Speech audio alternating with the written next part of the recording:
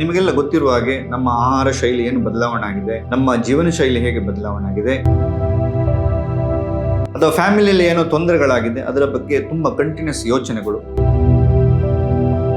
ಈ 6 ತಿಂಗಳು ಸಾಕು ನಮಗೆ ಡಯಾಬಿಟಿಸ್ ಬರಲಿ. ಯಾವಾಗ ನಮ್ಮ ದೇಹದಲ್ಲಿ ಆಕ್ಟಿವಿಟೀಸ್ ಕಮ್ಮಿ ಆಗ್ತಾ ಹೋಗ್ತದೆ, ಸಕ್ಕರೆ ಎಲ್ಲ ನಮ್ಮ ರಕ್ತದಲ್ಲಿ ಉಳಿತದೆ. ಔಷಧಿ ತಿನ್ನುವುದಲ್ಲ, 3 ಹೊತ್ತು ನಾವು ಊಟ ಮಾಡು.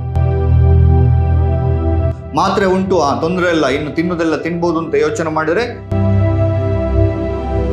ಖಂಡಿತವಾಗಿ ಅವರು ಔಷಧಿಯನ್ನು ಕಮ್ಮಿ ಮಾಡೇ ಮಾಡ್ತಾರೆ, ಅಥವಾ ಸ್ಟಾಪ್ ಮಾಡುವಂತ ಸ್ಟೇಜ್ ಸಹ ಬರ್ಬೋದು.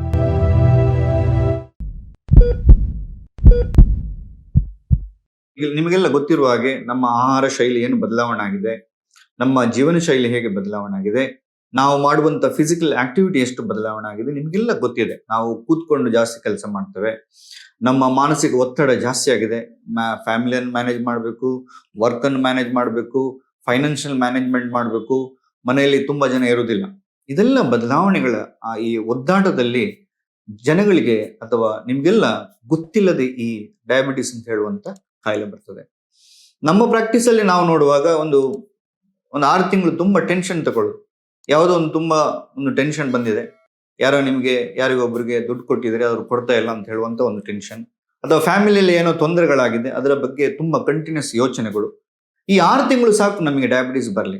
ಅಂದ್ರೆ ಅಷ್ಟು ಆ ಒತ್ತಡದ ಜೀವನ ಏನ್ ಮಾಡ್ತದೆ ನಮ್ಗೆ ಗೊತ್ತಿಲ್ಲದೆ ನಮ್ಮಲ್ಲಿ ಆಗುವಂತ ಎಂಡೋಕ್ರೈನಾಲಜಿ ರಿಲೇಟೆಡ್ ಬದಲಾವಣೆಗಳನ್ನು ಮಾಡ್ತಾ ಹೋದಾಗ ನಮಗೆ ಈ ಡಯಾಬಿಟಿಸ್ ಅಂತ ಹೇಳುವಂತ ಕಾಯಿಲೆಗಳು ಬರುವಂತ ಸಾಧ್ಯತೆ ಜಾಸ್ತಿ ಇರ್ತದೆ.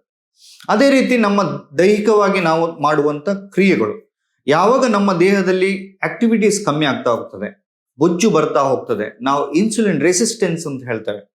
ನಮ್ಮ ದೇಹನೇ, ನಮ್ಮ ಜೀವಕೋಶಗಳೇ ನಮ್ಮ ಶುಗರ್ ಅನ್ನು ಯೂಸ್ ಮಾಡ್ಲಿಕ್ಕೆ ಆಗದಂತ ಒಂದು ಸ್ಟೇಜ್ ಬರ್ತದೆ. ಅಲ್ಲಿ ಏನಾಗುತ್ತೆ ಅಂದ್ರೆ ನಾವು ತಿನ್ನುವಂತಹ ಸಕ್ಕರೆ ಎಲ್ಲ ನಮ್ಮ ರಕ್ತದಲ್ಲಿ ಉಳಿತದೆ. ಇದಕ್ಕೆ ನಾವು ಸಕ್ಕರೆ ಕಾಯಿಲೆ ಅಂತ ಹೇಳ್ತೇವೆ. ಸೊ ಇದು ಕಂಟಿನ್ಯೂ ಮಾಡಿದಾಗ ನಮಗೆ ಈ ಸಕ್ಕರೆ ಕಾಯಿಲೆ ಜಾಸ್ತಿ ಆಗ್ತಾ ಹೋಗ್ತದೆ, ಅಲ್ಲಿಂದ ಸ್ಟಾರ್ಟ್ ಆಗ್ತದೆ.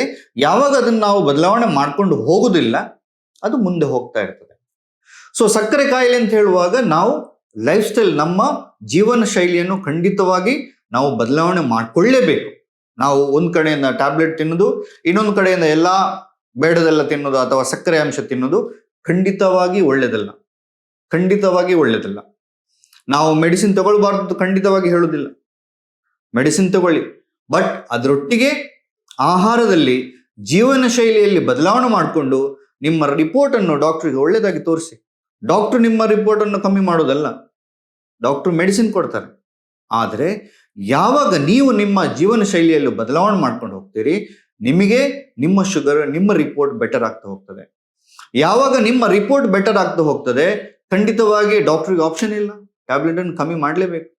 ಬಟ್ ಯಾವಾಗ ನೀವು ಒಂದು ಕಡೆಯಿಂದ ಮಾತ್ರೆ ತಿನ್ನೋದು, ಒಂದು ಕಡೆಯಿಂದ ಬೇಡದೆಲ್ಲ ಮಾಡ್ತಾ ಹೋದಾಗ ಖಂಡಿತವಾಗಿ ನಿಮ್ಮ ರಿಪೋರ್ಟ್ ಒಳ್ಳೇದು ಆಗುದಿಲ್ಲ. ಅರ್ಥ ಮಾಡ್ಕೊಳ್ಳಿ, ಒಳ್ಳೇದಾಗುದಿಲ್ಲ. ಮಾತ್ರೆ ಉಂಟು, ತೊಂದರೆ ಇಲ್ಲ, ಇನ್ನು ತಿನ್ನುವುದೆಲ್ಲ ತಿನ್ಬೋದು ಅಂತ ಯೋಚನೆ ಮಾಡಿದ್ರೆ ಖಂಡಿತವಾಗಿ ಡಯಾಬಿಟಿಸ್ ಅಂತ ಹೇಳುವಂಥದ್ದು ಕಂಟ್ರೋಲಿಗೆ ಬರುವುದಿಲ್ಲ. ಸೊ ಕರೆಕ್ಟ್ ಆಗಿ ಔಷಧಿಗಳನ್ನು ತಗೊಳ್ಳಿ, ಆದರೆ ಅದರೊಟ್ಟಿಗೆ ನಿಮ್ಮ ಜೀವನ ಶೈಲಿಯನ್ನು ಬದಲಾವಣೆ ಮಾಡ್ಕೊಳ್ಳಿ. ಡಾಕ್ಟರ್ಗೆ ಹೋಗಿ ಒಳ್ಳೆ ರಿಪೋರ್ಟ್ ತೋರಿಸಿ. ಖಂಡಿತವಾಗಿ ಅವರು ಔಷಧಿಯನ್ನು ಕಮ್ಮಿ ಮಾಡೇ ಮಾಡ್ತಾರೆ, ಅಥವಾ ಸ್ಟಾಪ್ ಮಾಡುವಂತ ಸ್ಟೇಜ್ ಸಹ ಬರ್ಬೋದು. ಆದರೆ ಅದಕ್ಕೆ ಮುಖ್ಯ ಕಾರಣ ನೀವು ಯಾವಾಗ ನಿಮ್ಮ ರುಟೀನಲ್ಲಿ ಬೆಳಿಗ್ಗೆ ಎದ್ದು ಎಕ್ಸಸೈಸ್ ಅಥವಾ ಬಾಡಿಯ ಆಕ್ಟಿವಿಟಿ ಜಾಸ್ತಿ ಮಾಡ್ತೀರಿ, ಆಗ ಯುಟಿಲೈಸೇಷನ್ ಆಫ್ ಶುಗರ್ ಜಾಸ್ತಿ ಆಗ್ತದೆ. ನಮ್ಮ ಬಾಡಿಯ ಪ್ರಕ್ರಿಯೆಗಳು ಎಷ್ಟು ಚೆನ್ನಾಗಿರ್ತದೆ, ಆಗ ಇನ್ಸುಲಿನ್ ಪ್ರೊಡಕ್ಷನ್ ಚೆನ್ನಾಗಿರ್ತದೆ. ಮಾನಸಿಕವಾಗಿ ಎಷ್ಟು ಸದೃಢವಾಗಿರ್ತೇವೆ, ಆವಾಗ ನಮ್ಮ ಎಂಡೋಕ್ರೈನ್ ರಿಲೇಟೆಡ್ ಈ ಪ್ಯಾಂಕ್ರಿಯಾಸ್ ಅಂತ ಹೇಳುವಂಥದ್ದನ್ನು ನಾವು ಕಂಟ್ರೋಲ್ ಮಾಡೋದಲ್ಲ, ನಾವು ಅದನ್ನು ಕಂಟ್ರೋಲ್ ಮಾಡ್ಲಿಕ್ಕೆ ಆಗುದಿಲ್ಲ. ನಾವು ಹೇಳಿದಾಗ ಅದು ಇನ್ಸುಲಿನ್ ಉತ್ಪತ್ತಿ ಆಗುದಿಲ್ಲ.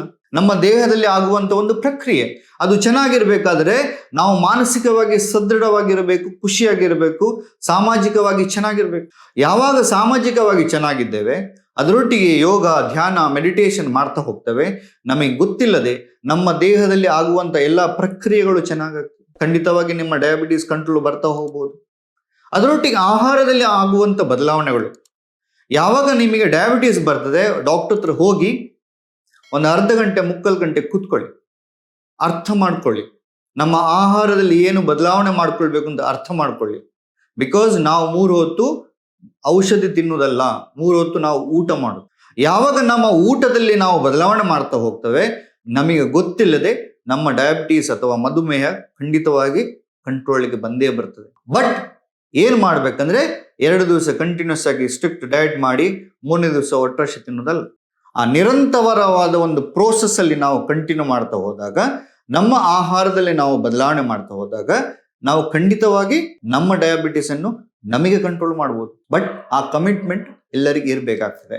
ಸೊ ಮುಖ್ಯವಾಗಿ ನಮ್ಮ ದಿನನಿತ್ಯದಲ್ಲಿ ಬದಲಾವಣೆಗಳು, ಆಕ್ಟಿವಿಟಿ ಜಾಸ್ತಿ ಮಾಡಬೇಕು, ಮೆಡಿಟೇಷನ್ ರಿಲೇಟೆಡ್ ಜಾಸ್ತಿ ಮಾಡಬೇಕು, ಆಹಾರದಲ್ಲಿ ಬದಲಾವಣೆ ಮಾಡಬೇಕು. ಖಂಡಿತವಾಗಿ ಡಯಾಬಿಟಿಸ್ ಅನ್ನು ಕಂಟ್ರೋಲ್ ಮಾಡ್ಬೋದು.